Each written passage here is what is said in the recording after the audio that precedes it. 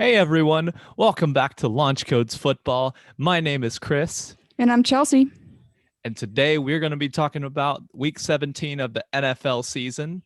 So Chelsea, how you doing today? Hey, I'm good. Living my best life. Sad about the Colts game, but it be like that.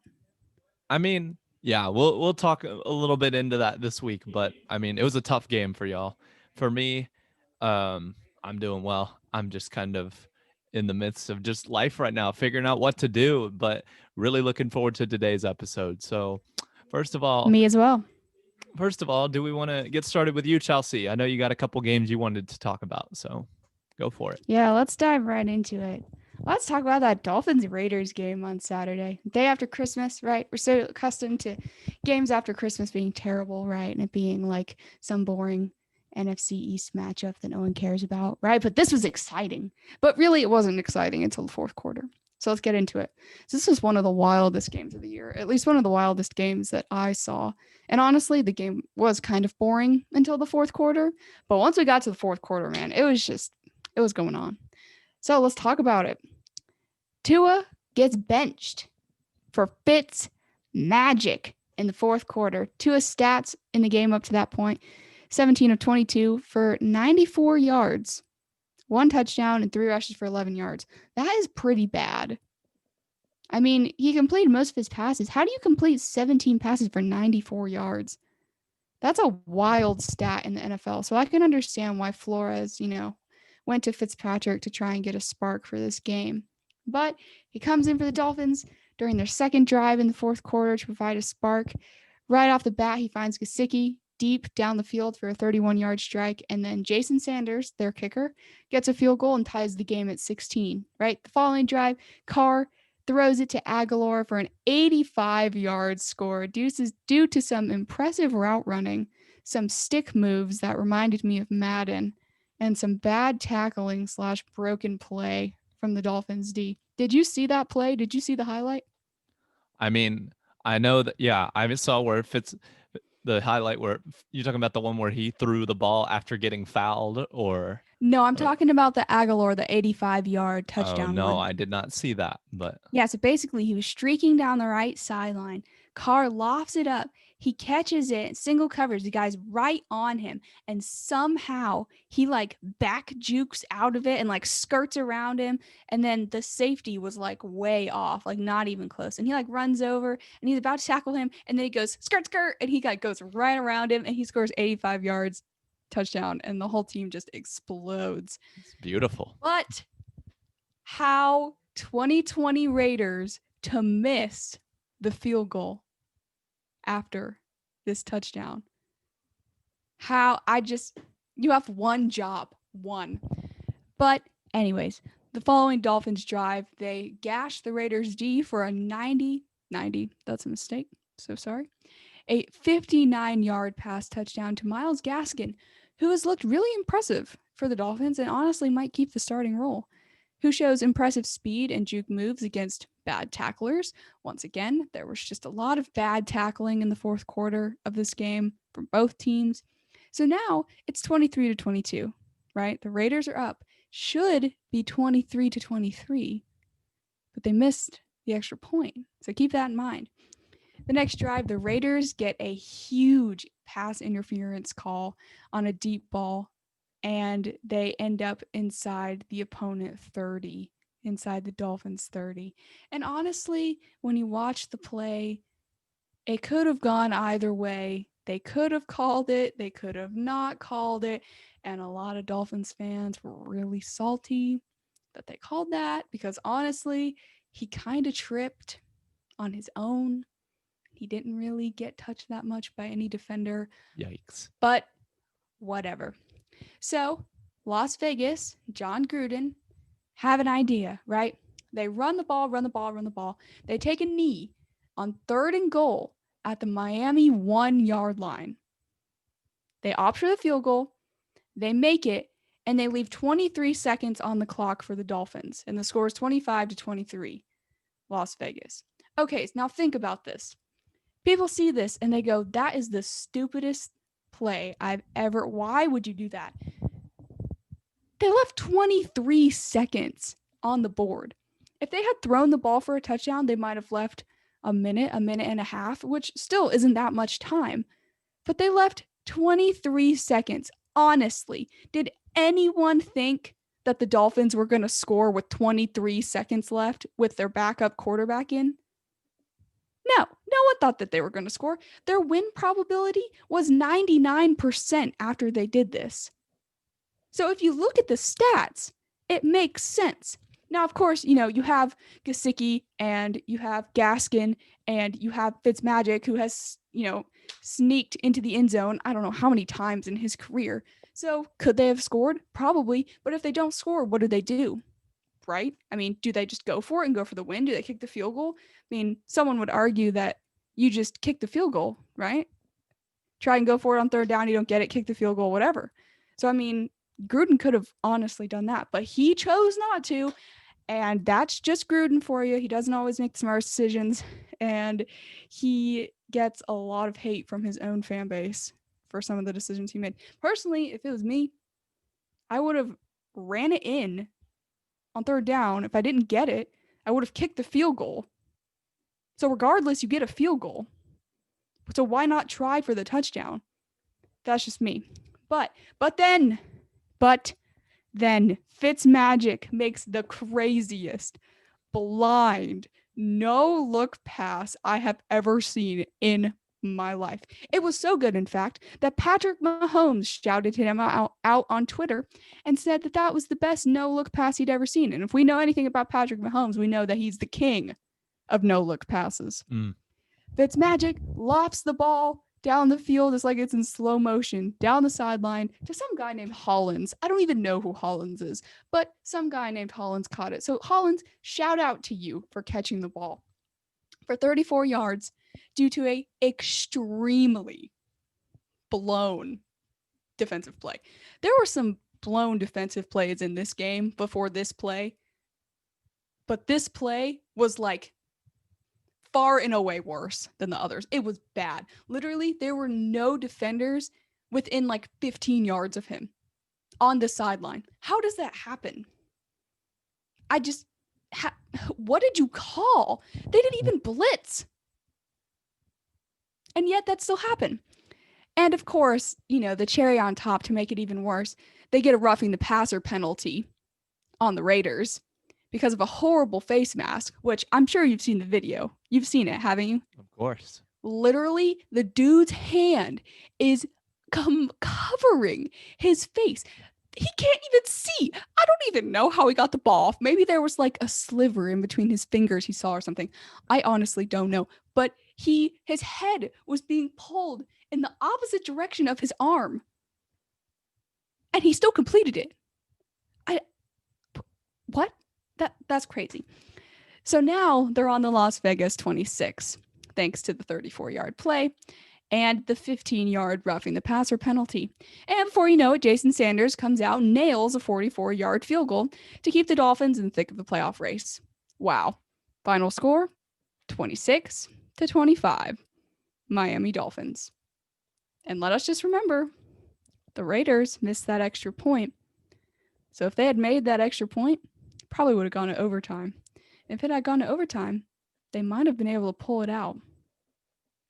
But that game was crazy. I've seen some crazy games this year, and honestly, I think that one's the top one. I didn't even watch it on live TV because I don't have NFL Network. I only saw the highlights, but it was crazy. It was just wild. I know John Gruden's getting ripped for his decision, like for Josh Jacobs to go down at the 1. I mean, I see why he did it, and I see why he shouldn't have done it. That's just me. I mean, here's the thing. We look at I mean, if you look at the probable outcome of what the Dolphins did happening, that's not much of a chance. And with 19 seconds left and you're winning, your defense has to get a stop, especially, off the kickoff. They've got to drive down the field and get a score in 19 seconds. That rarely ever happens.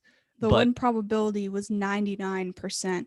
At one point, it was 99% for the Dolphins, and at another point, it was 99% for the Raiders. What didn't the Raiders also just blow a game the week before against the Chargers where they had like a Mm-hmm. 99% chance to win that one Yep. too? So Also, totally just realized when I was talking about this play earlier about running it in, I said all the Dolphins players. I meant the Raiders. They should have just run Josh Jacobs. That's my bad. I was just so excited. I just don't. I can't blame Gruden for his decision, but man, whoever the the defensive players, you've got to make a stop, and all of them know that. And but to look at that, I don't blame Gruden for the decision. Personally, I might have even done it, but because you lost, you're gonna get blamed for it. So that's just how it works. You have to take responsibility for every call that you make, and in this case, I don't think it was the wrong call, but defense imploded. I mean, yeah, I agree. I do think at the same time, you have Josh Jacobs. It's 3rd and 1. You run it, you don't get it. Whatever. You run the clock down to like 10 seconds and you kick the field goal. And if he does score, you force the Dolphins to have to go all the way down the field and not just compromise with a field goal. So, I Mm, mean, if they had gotten the touchdown, the Dolphins probably wouldn't have won because they would have had to score a touchdown. So, I maybe, but mean, I mean, you saw I some of think the that, stuff they pulled, so yeah, I think that both sides are to blame. Obviously, the defense cannot leave someone 15 yards wide open in the middle of the field or on the sideline in the middle of the field. That just can't happen. And then John Gruden, like, I see why he did it and I see his idea, and I don't necessarily think that it was a bad one in the moment. But hindsight is 2020, right? And looking back on it, it would have made way more sense if he had just gone for it. Like, what happened to being aggressive? Teams just have a habit of taking their foot off the pedal, but why? I mean, you really want to win, go for the touchdown, right? Even if it doesn't work out, you get the field goal, you're on the one. It's like what? A 21-yard field goal? It's a chip shot. yeah, I definitely see your point, and I can agree with that. It's like I think, yeah, I mean, the Raiders in this situation, they made a decision, they made a gamble, and it didn't pay off. Ultimately, I'm still gonna be more hard on the defense in this situation. Like, I come mean, on, same. but also give a lot. I can't help but give props to Fitzmagic and the Dolphins offense for getting it done. I mean, that was impressive. That was one of the greatest throws I think I've seen in a while. So I mean, there's also just a certain amount you tip your hat to him. That was a good play. I remember earlier in the season when we did our episode about DeAndre Hopkins in that Mm-hmm. Arizona game. That was a throw. But that throw, he was not blind when he made that. Exactly. Yep. I'm just saying. I think that this one might take the cake over that one. Maybe so. I mean, oh They're man, both good, obviously, but I mean, Kyler Murray could see. Fitzmagic couldn't even see. that's true. That is very true. Well, yeah, I mean, it was definitely an interesting game. And I know, Chelsea, you as a Colts fan, you are pretty not very happy that the Dolphins won this game, probably. Oh, But yeah, we'll get into that in a bit. fair enough. Picture me crying. Tears. Tears. Well, um, next topic I wanted to talk about. So for me, I kind of just wanted to go over some NFC headlines and just kind of look into what's been going on in the NFC. So big news this week. Dwayne Haskins was released by Washington after the loss to the Panthers. Um, is anybody really surprised by this? No. He's been playing, like when he's been playing, he hasn't looked good. He's been getting in trouble off the field. I'm not surprised they didn't give him much time. I mean, against the Panthers, who their defense has gotten better, but But their still, secondary sucks. I don't know if it sucks, but I don't think they do need improvement there. It's not the best in the league, definitely. But Haskins threw a pick to our defense. Haskins just hasn't looked good throughout the season, and I don't even think Rivera, when he was hired, really care. Like, I mean, he Yeah. probably gave Haskins a chance, but I don't know how much. Like, that wasn't his pick. You know what I Mm-hmm. mean? So and I mean, midway through this game, Taylor Heineke came in and played better than Haskins, and actually put them in a chance to win the game. So I'm just saying I'm not really surprised by this move at all. I know to a lot of people, maybe this comes off as like this was short, but I think also there's a lot of people that aren't really surprised by this move. So I guess also a question lies like, how is this going to impact Washington in the long run? Because I mean, they've used a first round pick on this guy. First round picks are expensive, where they could have got somebody else. And also, if Dwayne Haskins, maybe if he showed better maturity, I don't know his work ethic. I don't know him as a person, but from what it seems like the work ethic wasn't really there because it's not showing on the field right now. And he sounds like he's getting in trouble off the field. So you got to wonder, like, would Washington be in the playoffs today, have it clinched if he was putting in that effort? I don't know. Maybe they would. I don't know. And so, I'm not one that likes to rip on players and their personalities or who they are as people. I don't really like to do that. But Yeah, me either. me in my opinion with this in this case, like Dwayne Haskins, like his trouble, it might have cost the team a chance at the playoffs, especially if they lose this week. So, I Big game mean, for them too. They're against mhm, the Eagles, who are yeah, both vying for winning. Well, the Eagles are out now, but it's still an important game for Washington. yeah. And I so, mean, yeah, it's just disappointing hmm, because he was good. He played at Ohio State. He yeah, was a good college quarterback. He had promise coming into the league, and then he just blew it. There's really no other way to put it. I hope that he turns his life around, and I hope that someone gives him a chance, and I hope that he turns out being good. But hmm, the way that it looks right now, it just doesn't. I mean, when he was caught at that strip club, people were more upset that he violated COVID protocols than the fact that he was at a strip club. yeah, Like, why?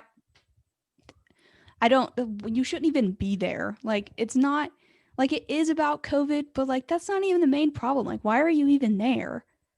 Like, you should be like at your house relaxing or, in the film room looking over stuff or hanging out with your teammates. Like, those things aren't even open right now. At least in some places they aren't. So it just makes me wonder. I hope that he gets his life together for sure. And I think he still has promise. I think that he has raw talent. I just think it hasn't been developed yet. And I hope that he goes somewhere that is patient with him.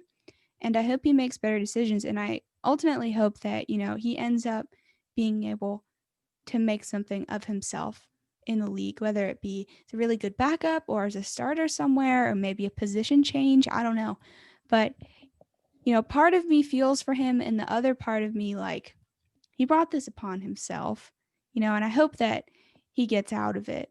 But what did he really expect? I mean, you make decisions like that over and over, and there are going to be repercussions. yeah.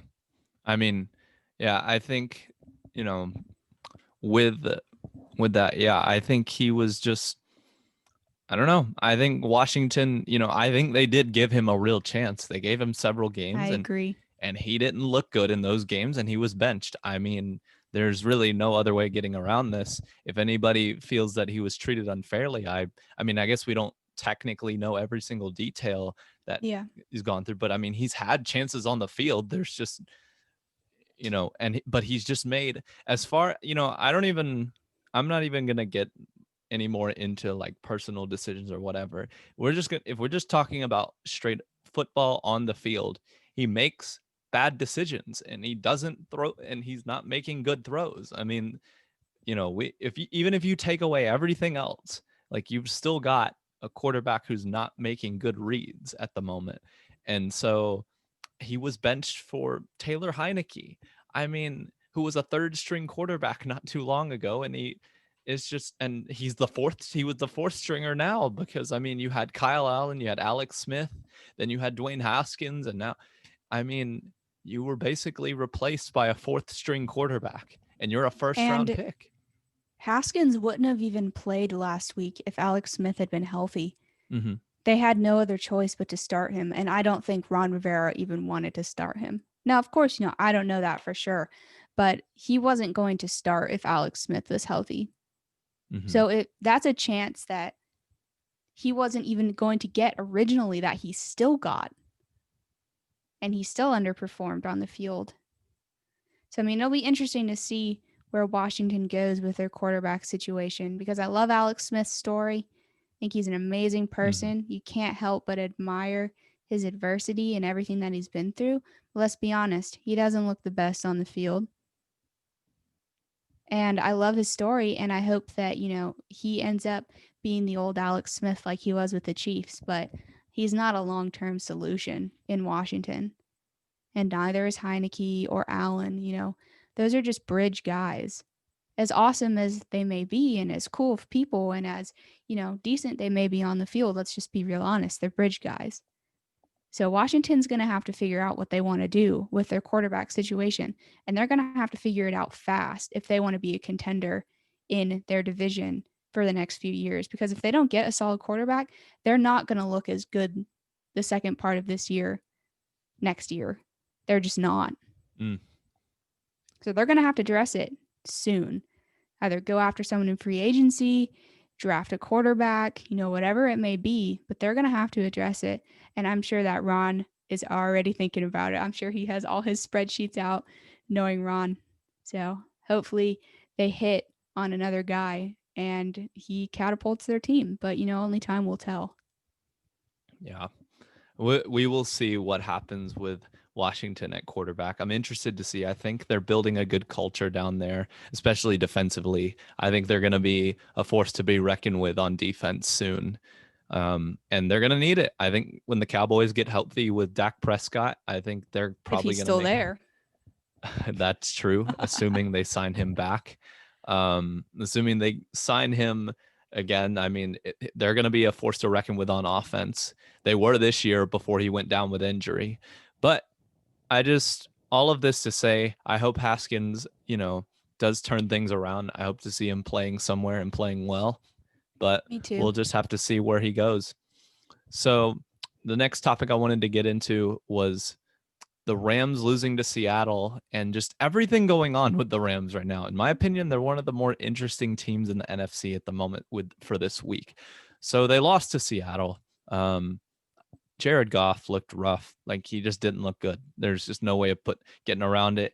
He had one play where he was rolling out to his right, tried to he had a few yards he could have rushed in front of him, or could have rushed for in front of him, and then went out of bounds on a 1st and 10 near in scoring position. And then he tried to throw it over to his receiver and make a play, and he missed it badly. I mean, it was a terrible throw. He says it's one of the worst plays he's had in his career. He admitted to that. It was a very bad decision. And then now he's also got a broken thumb, and so he will miss the last game of the season, which just happens to be probably their most important one yet, being they got to win this game to make the playoffs. There are other situations, but honestly, I don't think they want to rely on other ways. In my opinion, just win the game. So they're playing the Cardinals. This one's a real interesting one. Whoever wins this game makes the playoffs. So we look at what's going to happen, though. John Wolford will be starting at quarterback for the Los Angeles Rams, who, fun fact, was the starting quarterback for Wake Forest for 4 years. I remember that. And he played really well. And not only that, he played really well in the AAF. His stats in the AAF were 63.4% completion rate on 1,616 yards and 14 TDs, 7 interceptions. He even rushed 36 times for 160 yards and a touchdown with only 1 fumble. And that was in about 8 or 9 games. That wasn't even in a full season. So he was lighting it up in the AAF, and the Rams took a chance on him. And now he's got to be their guy to go help them win this game. I think from what the reports have shown, McVay has a lot of confidence in John Wolford. It looks like, McVay seems to really appreciates his work ethic and says like he prepares hard every week. And so I think this will be an interesting game. A little fun side note I found that was interesting was like, as far as Wake Forest quarterbacks go, the last one to actually start in a game was in the 70s. And then in 2020, they've had 2 start like in the same year. It's been like 50 years. And you go Wake Forest. I'm just like that. I mean, now was it definitely to some odd situations like Kendall Hinton starting because all the COVID stuff, and then Wolford with John or Jared Goff's broken thumb, maybe. But it's just kind of wild, just kind of a fun fact for anyone who but I think this would be a really interesting one. A lot of the teammates for the Rams are saying that Wolford he is basically the guy that mimics other teams' quarterbacks when they go against. Let's say they're preparing for the Cardinals, which they are this week. Um, his job is to play like Kyler Murray would, and so the defense can kind of get adjusted to that. And if you actually look, yeah, even when he was in college, yeah, he was a little bit shifty. And I can kind of see the similarities between him and Kyler. I don't know if he's quite as good as Kyler, obviously. We don't know that yet, I guess. But I think that, he could be an interesting one. I think he's got a good arm. He can rush the ball pretty well. But I think ultimately it's going to be at a game where the defense is going to have to put in a ton of work. They're going to have to really help the offense probably because, I mean, it's a backup quarterback coming into the last game of the year in a do or die situation. I think in this case, the Rams got to rely on their defense. Their defense even played well last week against Seattle, but I think it's going to be a very heavy defensive game for the Rams if they're going to win this game. I'm not saying the offense will suck. It could be really good.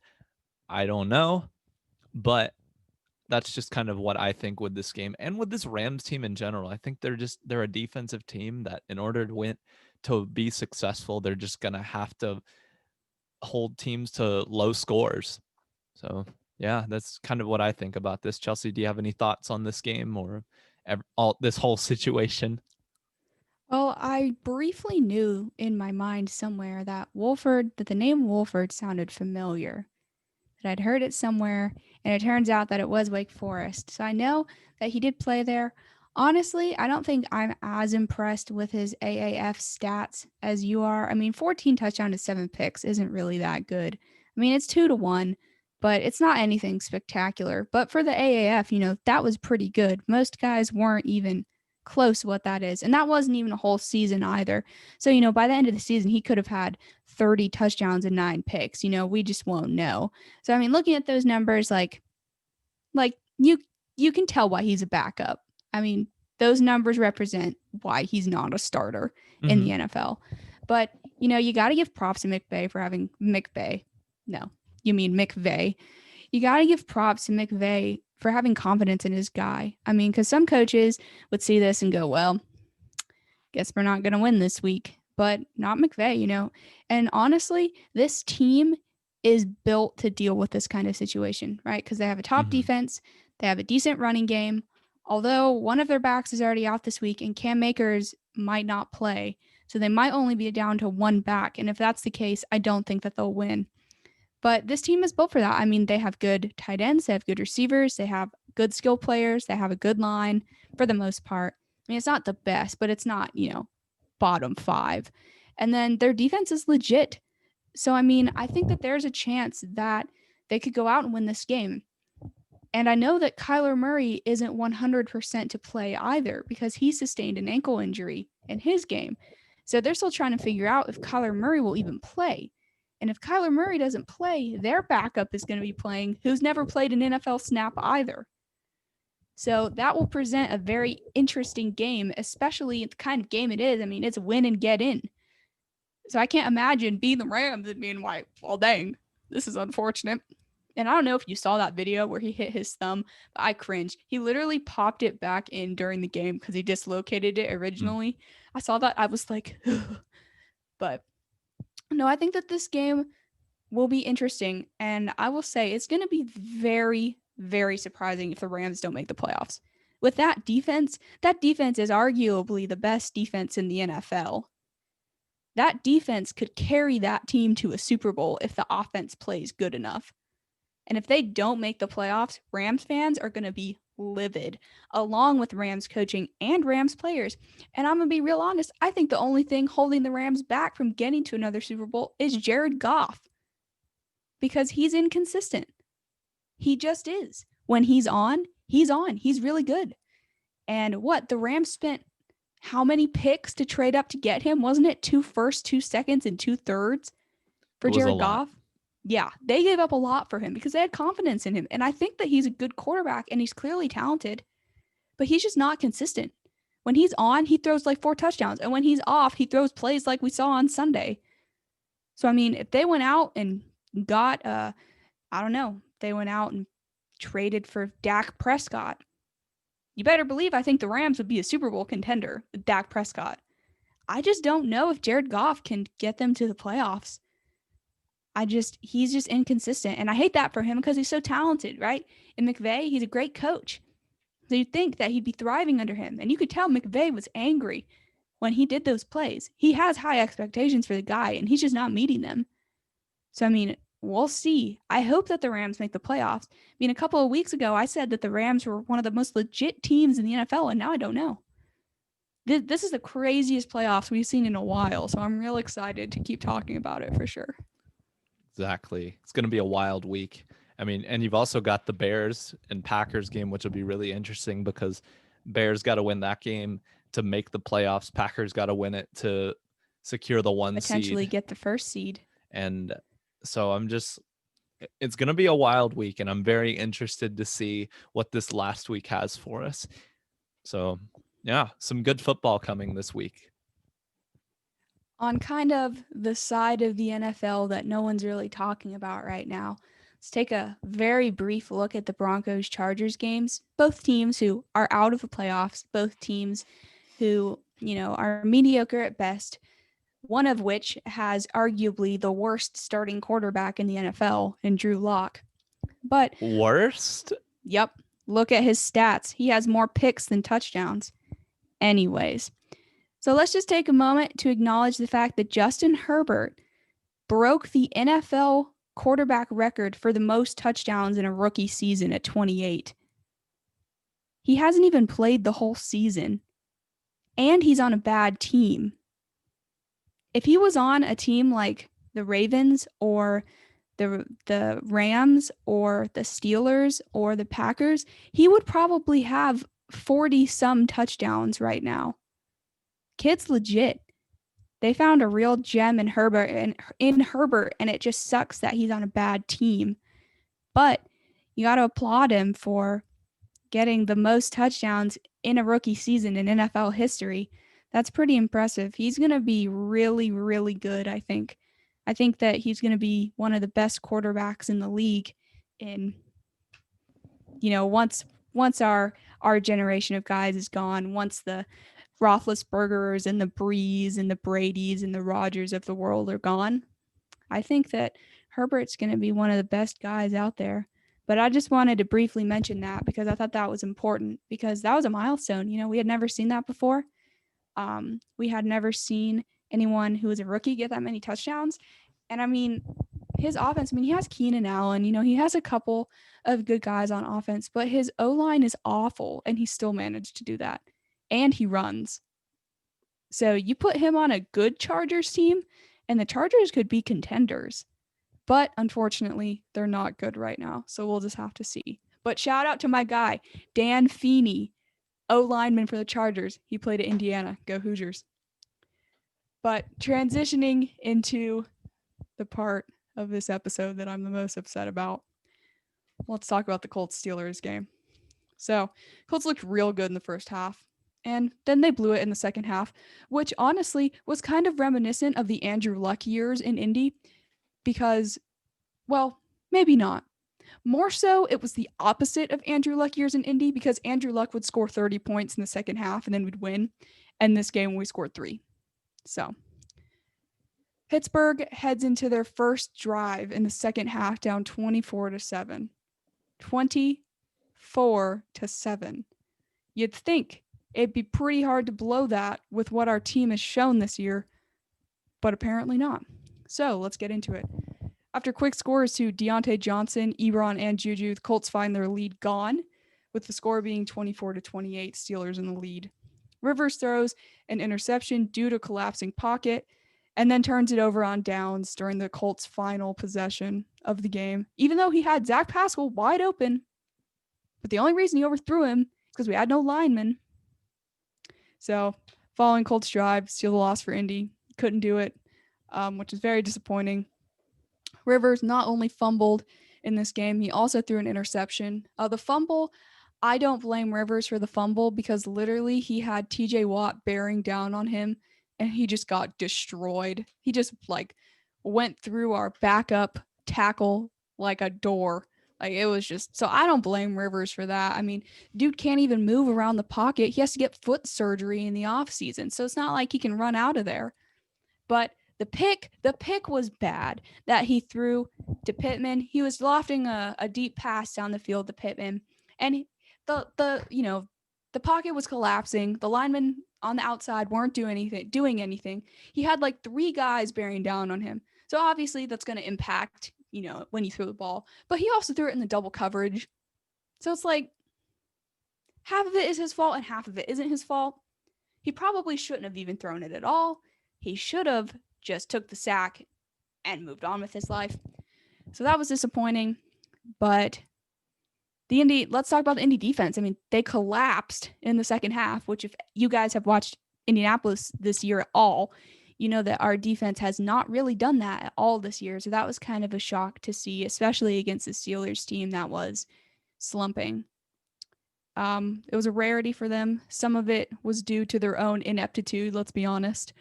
And some of it was due to the offense not sustaining anything, and then they got tired. We punted like 4 times in the second half.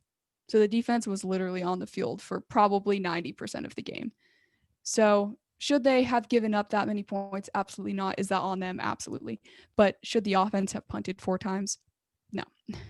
So that was frustrating. But both Taylor and Hines looked good in this game. Combined, they had over 100 yards together, which was good. And Zach Pascal, he looked really good. He had a touchdown in this game. And Taylor had 2. Taylor had 2 rushing touchdowns. So those 3 guys looked good. T.Y. Hilton, I think, had 3 catches for 60 yards. Jack Doyle had about 60 yards. So Rivers was getting guys involved, especially in the first half. But the Indy O-line gave up 5 sacks in this game due to a superior Pittsburgh pass rush. Because, I mean, they have arguably the best pass rush in the league. And they didn't even have Tuitt in there because Tuitt is out. So it was Hayward and TJ and some other guys for the most part. So they didn't even have Tuitt, and they still destroyed us. But the most frustrating part about that, like, obviously, I give Pittsburgh credit for having a really good defense because it is really good. But we always lose our most important players in the most important games. Braden Smith, our tackle, got put on the COVID list, and I don't even think he has COVID because of NFL regulations. It was like close contact, and we don't even think he has COVID. So he couldn't play in the game. And he was the one who was supposed to be against TJ Watt, and he had given up like 1 sack the whole year. So that was frustrating. And then Anthony Costanzo sustained an ankle injury during practice earlier in the week. And we had played a few games without him. He's had some injury issues this year. And like, yeah, that hurts. We had done it, without him before, but against that Pittsburgh pass rush, I mean, you give up the tackles are the ones who are holding the pass rushers back. So you lose both your starting tackles, and yeah, you're going to get absolutely wrecked, which we did, which was frustrating. Honestly, the Colts only lost by 4 points in this game. And it was because we couldn't sustain drives in the second half. Let's just be honest. I'm going to go out there and say I think we would have won this game if we would have had our tackles. Because we've given up like 6 sacks the whole year, our starters have. And I think we would have gotten sacked a few times if they're in there because obviously their line's really good. Maybe 2 or 3, but not 5. I don't think Phillip Rivers would have fumbled that ball if Braden Smith was in the game. But just wasn't a good game all around for the Colts. The offense was anemic in the second half, and the defense sputtered for the first time in weeks. I had gotten so accustomed to the Colts getting a game-saving turnover in the last drive of the game. That just didn't happen this week. So Chelsea's sad. And even more disappointing, if the Colts had won this game and the Tennessee game went the same, the Colts would have won the NFC South, which was disappointing. That we didn't beat the Steelers because we could have been a 4 seed instead of not even in the playoffs right now. You mean the AFC South, right? AFC South, yeah. Okay, I thought you said NFC South for some reason. Oh no, that's my Continue. bad.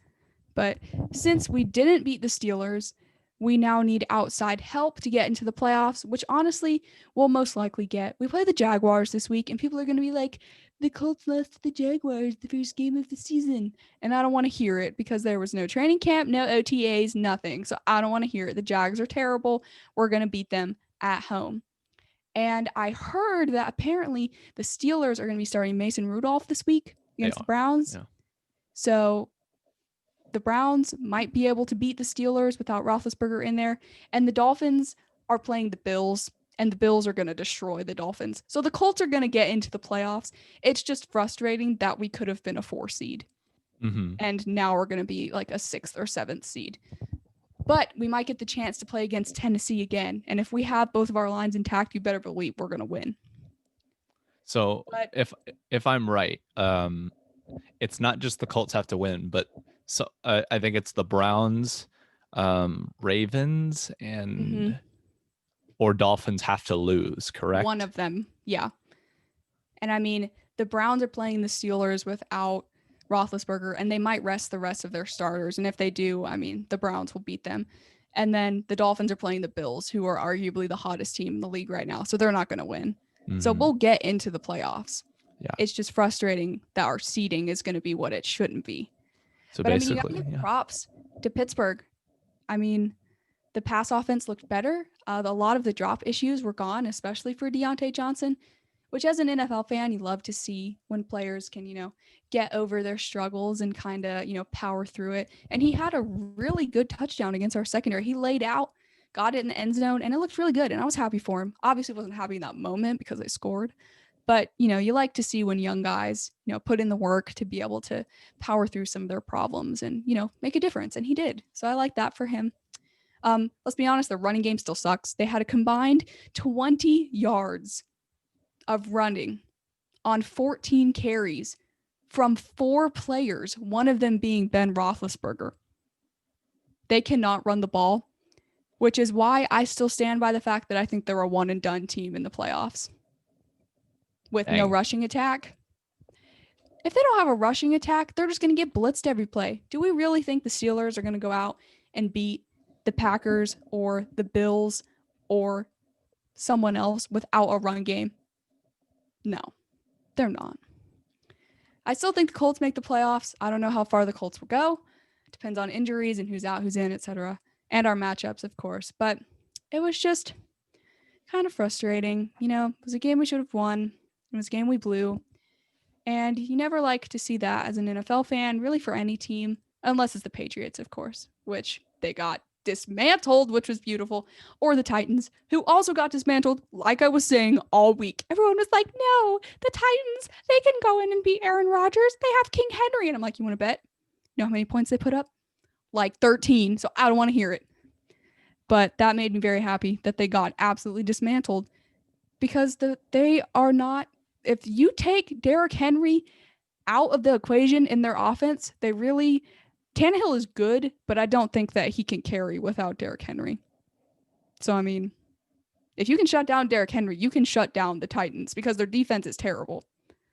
But, yeah, as for the Colts game, I still think we'll make the playoffs. If we somehow don't make the playoffs, catch me being real angry next week. But I do think we'll make it. It's just a matter of who will play and if everyone's healthy. But I still think we have promise. I just think it was a rough game. There were some bad coaching calls, bad run plays, bad pass plays, bad defense. So they'll get it together this week. And they'll have, I think, isn't it? Is it a week break between week 17 and the wild card round? Or are they back to back? I can't remember.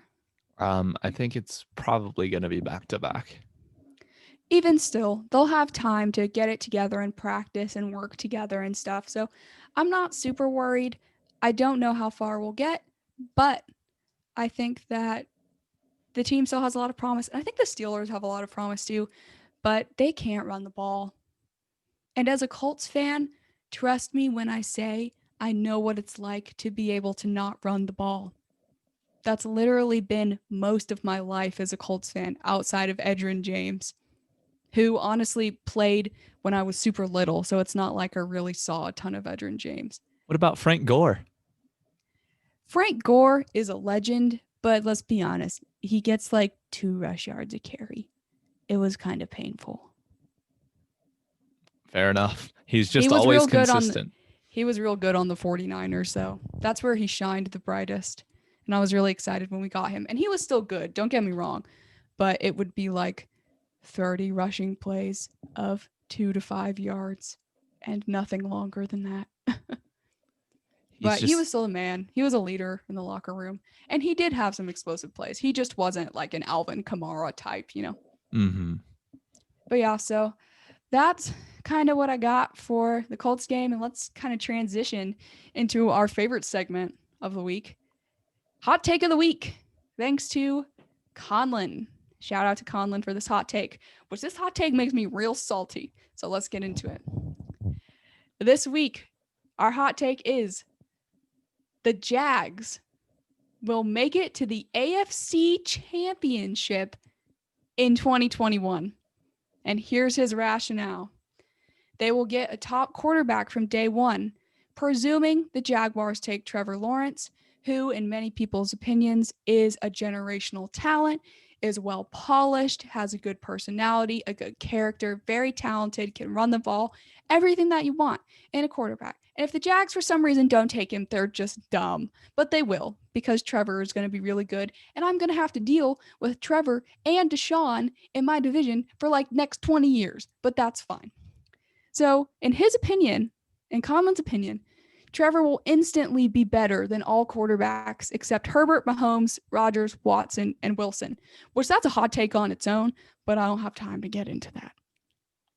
But in other words, Trevor Lawrence is going to be really good. He's already a leader. He's a winner. He's going to be good. At number 2, they have 2 first-round picks. So with their second one, they will likely take an offensive lineman, which their line has some really bad people and like one good. I think Brandon Linder is their center. He's pretty good.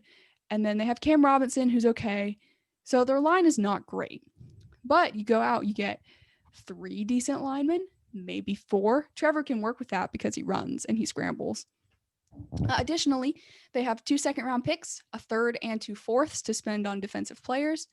This is like a hot take and a hot take and a hot take. But in Conlon's opinion, they have a top 10 running back already in Robinson, who is a rookie who has looked very good this year on a terrible team. Number 5, he thinks that DJ Chark will have a breakout year with Lawrence, who DJ Chark is talented, so that wouldn't surprise me. They have the most cap space in the league heading into 2021, so they'll be able to afford big name free agents, just like Miami did this last season. And apparently, I've read some reports that Jacksonville is one of the premier landing destinations for free agents this year, which is very sad for me as a Colts fan. And they'll probably have a better coach next year. I'm sure that they're going to fire Doug Marrone. I think he's their coach currently. I'm pretty sure that he is, but he will get fired because they will be 1-15 and they will get a new coach. And I don't know who it will be, but it will be someone better than a 1-15 record holder.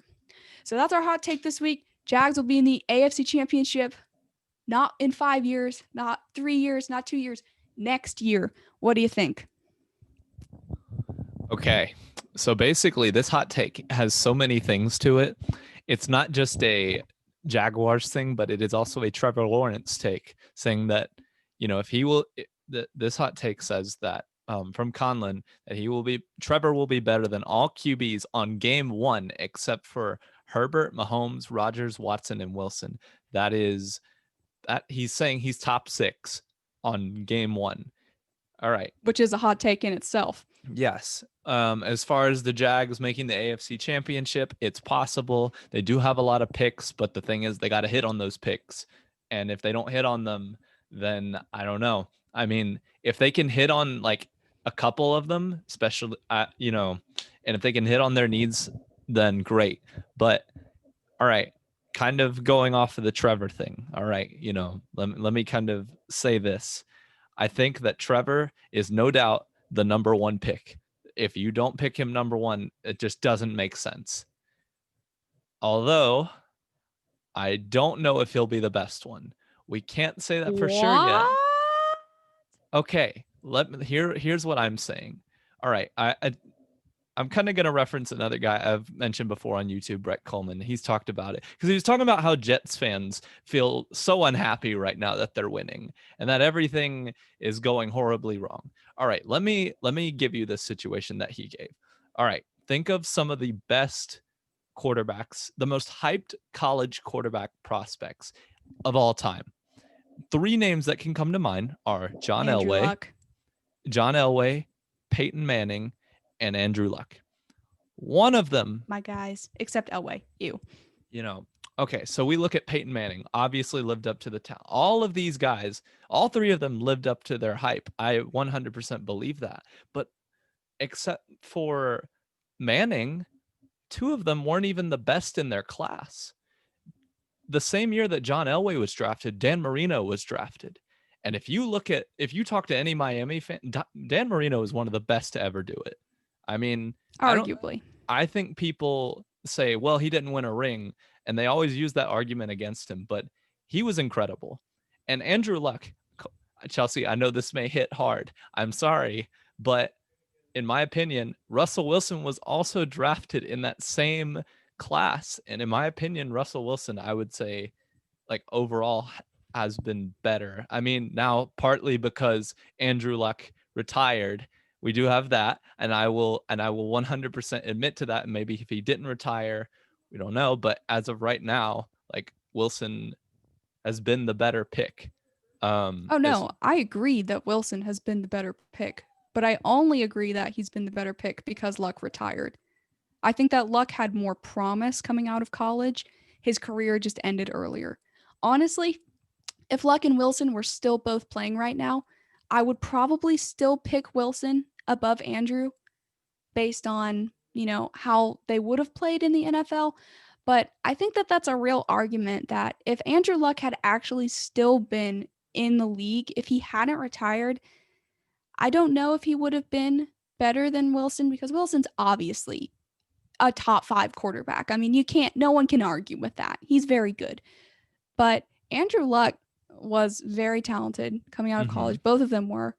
And, I hurt that Andrew Luck retired because can we just take a moment to acknowledge Andrew Luck on this Colts team with this defense, this O-line, these running backs, and these receivers? Okay, we took a moment to acknowledge it. Now you feel my pain. It's all right. Go Russell Wilson. Yeah. I mean, so I'm just saying all this to say, I'm not saying don't take Trevor number one. That would be a dumb idea That would be because stupid. whether Trevor is a bust or not, in my opinion, you got to take him number one. Or if you're not going to take him, you trade down and you get a ton of picks. You sell the king's ransom for Trevor Lawrence. You do not just take another person. You trade a ton. You ask for a lot. If you're not taking Trevor, some team will probably be willing to trade for him. I mean, you could maybe even get 2 or 3 first rounders. I think you could If you're maybe not get 2 taking first Trevor, rounders. your GM is about to get fired in the draft room. So I think 100% you take him. If he's a bust, if anyone blames you for taking him, if he ends up being a bust, That's that's just hindsight ridiculous. 2020. It's ridiculous because it's like, I mean, how could you not pick this guy? So I'm not saying that he shouldn't be picked number one. I'm just saying we look at some of the most hyped draft picks out there in college football and also number one picks in general for quarterbacks. I mean, that like look at Baker Mayfield. He was taken number one, but I Mm-hmm. mean, you look at like Josh Allen has been better than him. He was taken lower. Mm-hmm. And so I'm just saying, like, I'm not quite sold that he will be the best. It could. We're just talking about historically in the NFL. This is what the case has been.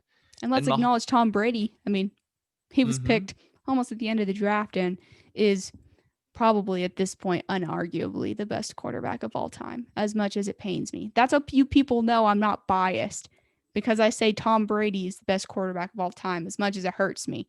So I don't want to hear it. So, yeah, I mean, and we look at Aaron Rodgers. Alex Smith was taken first overall. Aaron Rodgers wasn't picked till 20 something. So Yikes. I'm just saying, like, we have to take an honest look at this and say, okay, historically, this has been the case. I'm not saying it will happen this time. That doesn't guarantee it.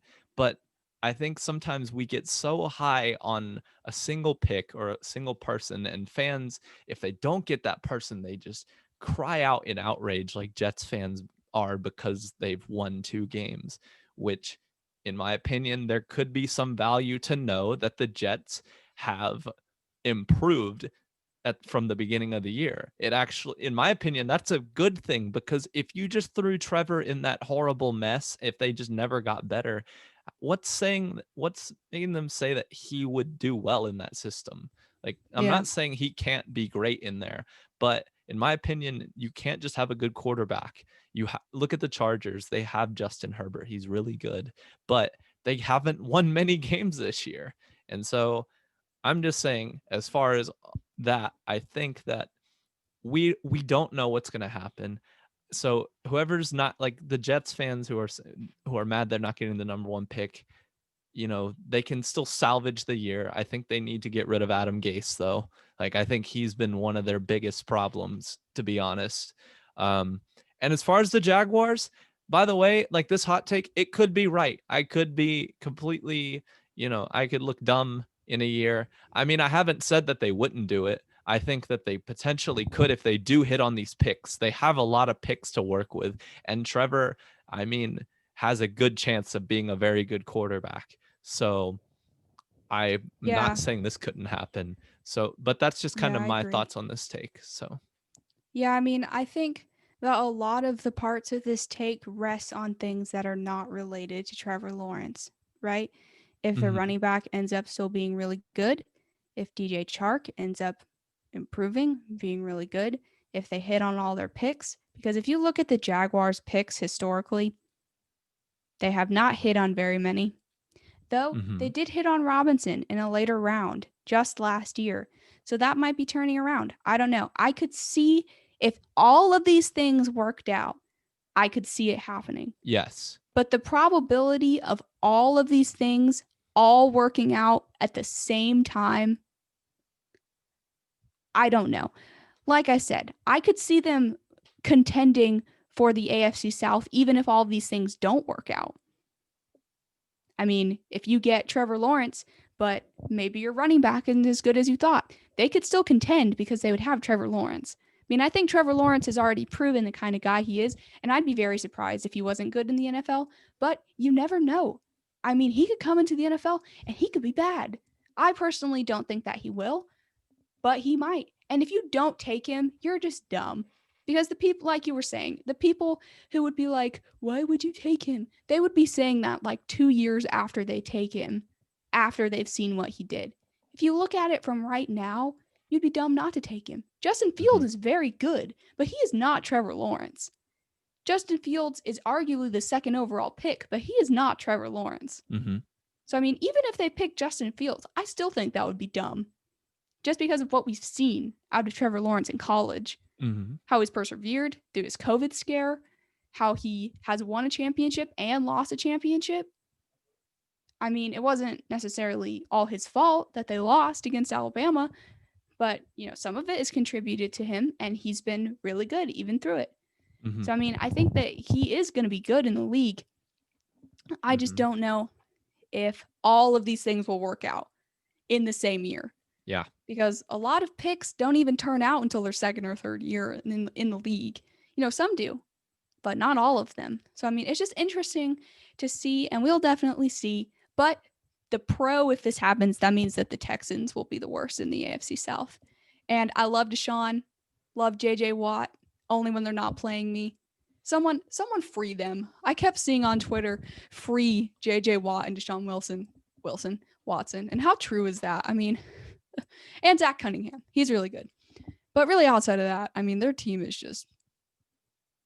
just bad. Bill O'Brien ruined them in every possible way. Yeah. And that's just sad.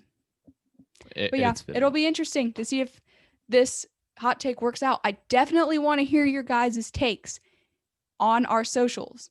So you guys better hit us up on our socials and tell us what you think, because I know there's going to be a lot of people that don't agree with this. And I want to hear your reasoning as to why. mm. But unless you have any concluding thoughts, let's transition into game picks, Chris. All right. let's do it. So, Side note for game picks, we didn't do a podcast last week because I was sick and it was Christmas. So we didn't do week 16 picks. We didn't do the games at all. So these are based off of week 15 picks. So right now the score is 68-64 me, but Chris, he's caught up to me. He was down like 13 3 weeks ago, and now he's only down 4. So I'm trying to hold on. yikes. This is well, I guess we can continue this into the playoffs too. So this isn't my Yeah, we last can. shot. It's not your last shot. Don't worry. Okay. So first game we've got here, Dolphins at Bills. I'm personally going to go with the Bills. I think they're really good, and that, I mean, you saw how they looked even on Monday Night Football. Destroyed the Patriots, made them look terrible. I mean, they haven't Warmed been my good. heart. So, I mean, I think the Bills are a better team. I do wonder. I'm not 100% sure on this whether Josh Allen is playing or not. But I know this is a big game for the Dolphins though, so we'll see what happens. But I'm taking the Bills. I'm taking the Bills too because they're the hottest team in the AFC right now. And while I think the Dolphins are really good, I don't think they're going to go into Buffalo, potentially play in the snow and beat the Bills. And I think that they'll still play their starters. All right. Next game we got Saints at Panthers. Saints got to win this game against the Panthers. I think the Panthers will put up a game, but I'm going to pick the Saints for this one. I think they are still motivated to get that first seed, and by a few things happening, they can do it. So I am going to go with the Saints also because I think that they are leaps and bounds better than the Panthers. And they're vying for the first seed, so they're going to give it their all. All right. Next game, Packers at Bears. I'm picking the Bears. I think the Bears, they probably won't win this, but also they got to win this to make the playoffs. So, or I mean, if they win this, they get in the playoffs. I think they're going to be very motivated to do it. So, and I think the Packers, I mean, I think they want that 1 seed definitely, but they're not in such a dire situation as the Bears are at the moment. So I'm going to take the Bears. Maybe they can pull something out. I think that this will be an entertaining game, even though looking at the matchup, you wouldn't think so. But the Bears have dropped 30 plus points in their last 4 games, and Mitch Trubisky has looked good.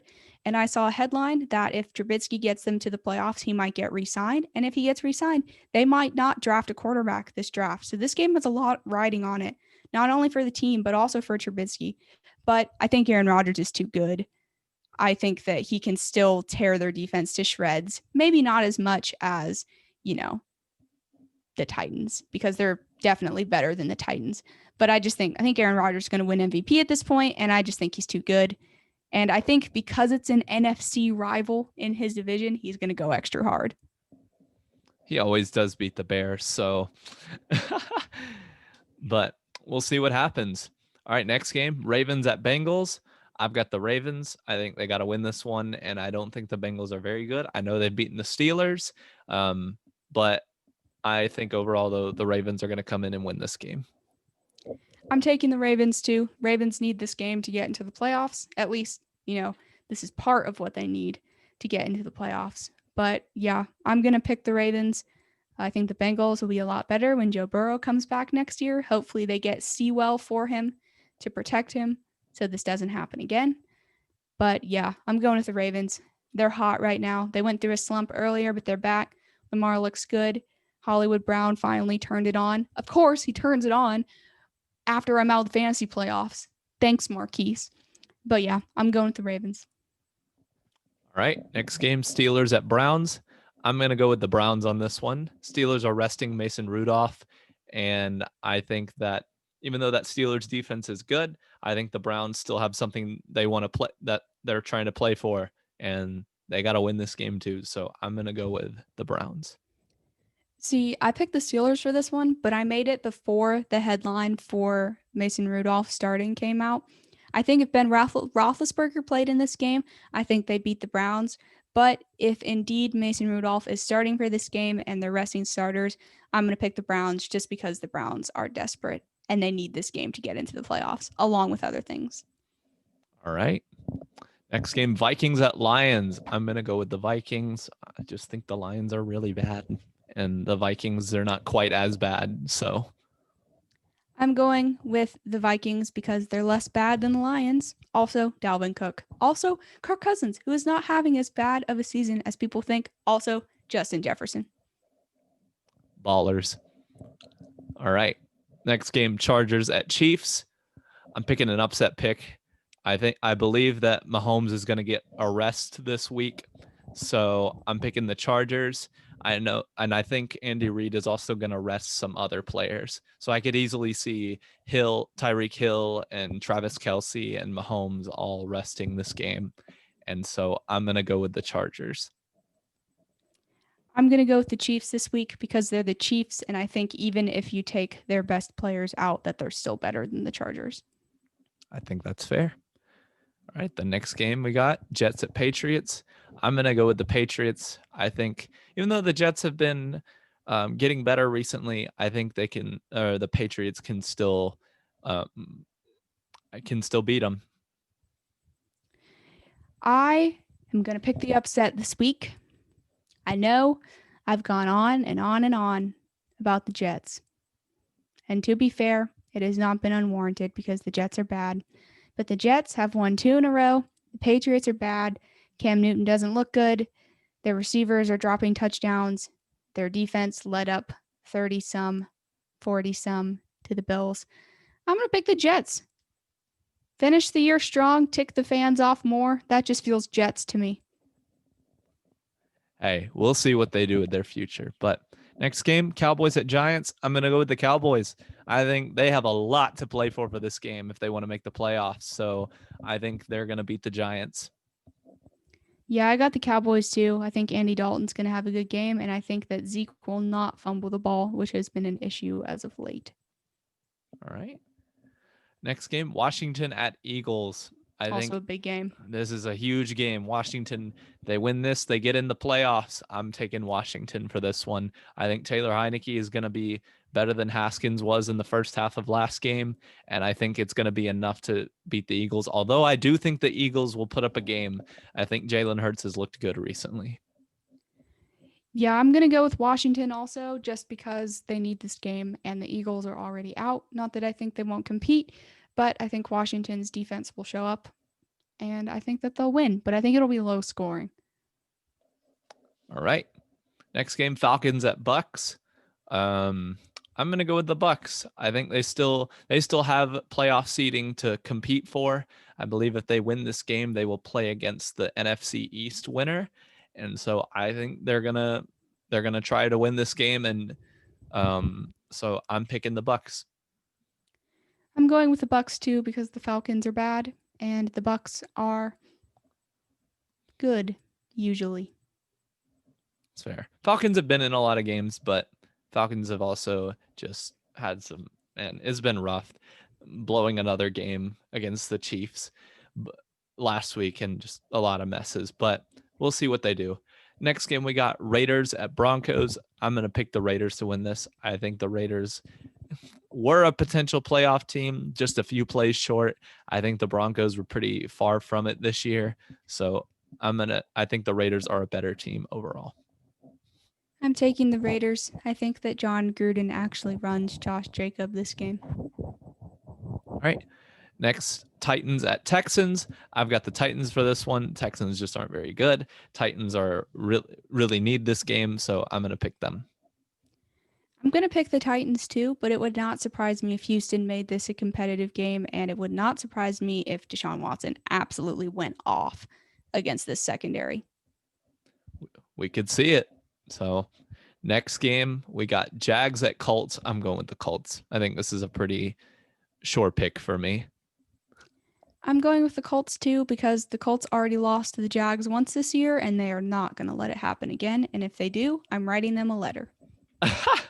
A formal letter asking for an apology. Only to me, not anyone else. No, just kidding. All right, next game, Cardinals at Rams. I'm going with the Rams on this one. I think the Cardinals just haven't looked that good recently.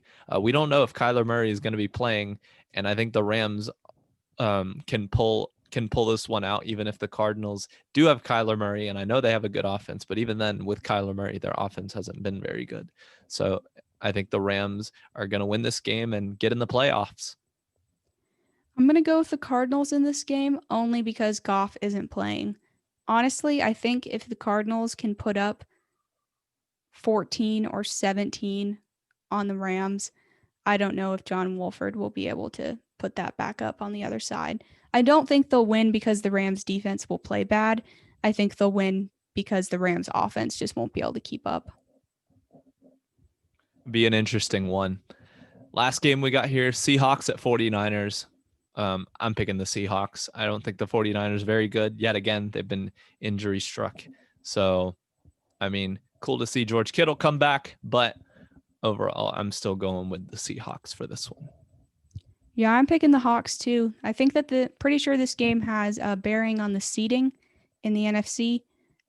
So I'm going to pick the Seahawks for this game. The 49ers are just not good, and the Seahawks are a lot better than them. And even if the Seahawks rest people, I think that they'll still beat the 49ers. Hey, they're still playing for a potential 1 seed, so I don't know if they'll rest. Yeah, they won't rest people. It's between them, the Packers, and the Saints. There's no way they rest. There's no way they rest Russell Wilson for this game. All right. I think that's everything for this episode. Chelsea, do you want to close us out this week? Definitely. Hey, thanks for listening, guys. Tune back in next Wednesday for more content. In the meantime, follow us on Twitter @_LC_football_, Instagram @LaunchCodesFootball, or our YouTube channel, Launch Codes Football. I'm Chelsea. And I'm Chris. And we'll see you next week. Bye-bye. See ya.